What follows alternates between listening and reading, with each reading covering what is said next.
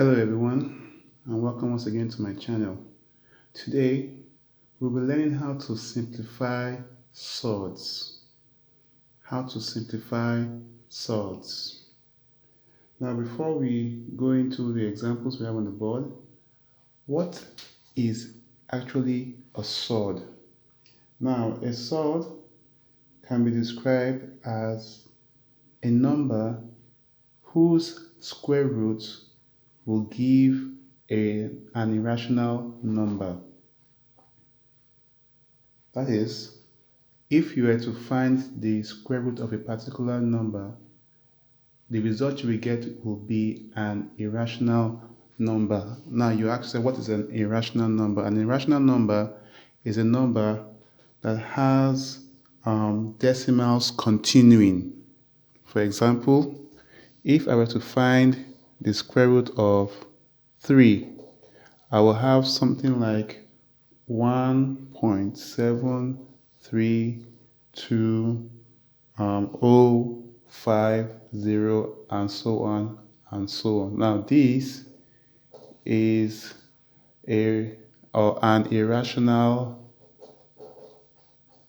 number because the decimals keep going on, and you can see that in the decimals there's no reoccurring number.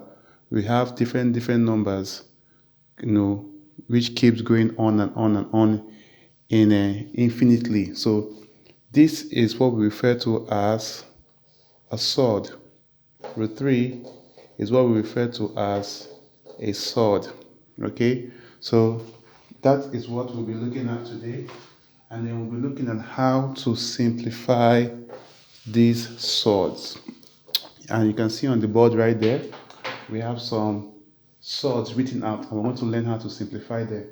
Now, the way we simplify surd is, first of all, we express the number in the square root as a product of two factors. We express the number which is within the square root as a product of two factors, one of which is a perfect square. Then we simplify the surd by taking the square root of the perfect square. Okay? So what we do is that when we are given a surd to simplify, you express the number within the square root as a product of two factors, and one of them has to be a perfect square, which means that one of them you can actually find the square root of that particular number. Then it says then you simplify the surd by taking the square root of the perfect square. So let's just look at the examples we have on the board. We have about 3 examples. Now the first one is root 45. Root 45.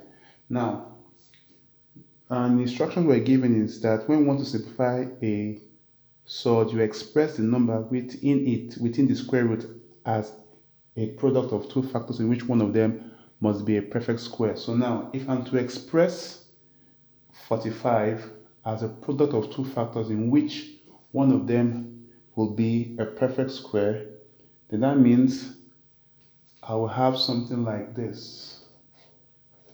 Square roots, two numbers.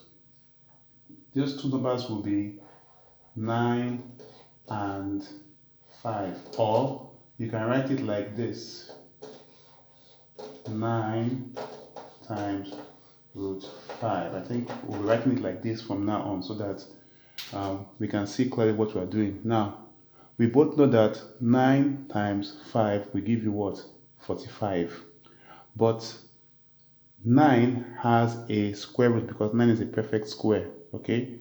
So what we do is now we've now split this as a product, product of its factors, which is 9 and 5, and one of them has a square root. One of them is a perfect square, which means we can find its square root. So 9 has a square root, so we'll now find the square root of 9, which will now give us 3 times root 5, because the square root of 9 is 3.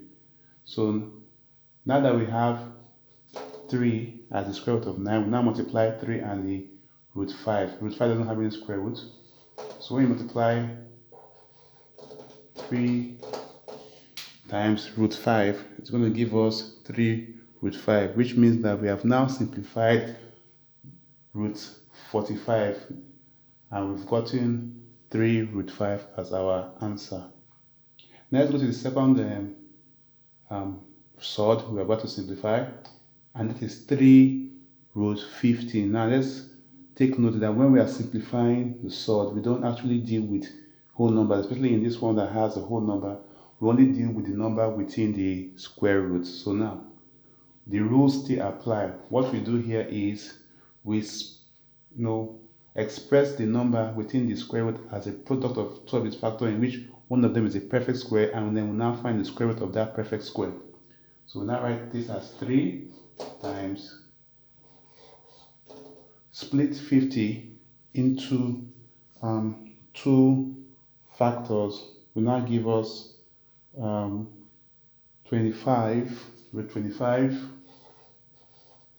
times root 2. 25 times 2 will give you 50, and 25 is the perfect square because we can find the square root of 25. This will now give us 3 times, what is the square root of 25? The square root of 25 is 5. So now write 5, which is the square root of 25 times root 2.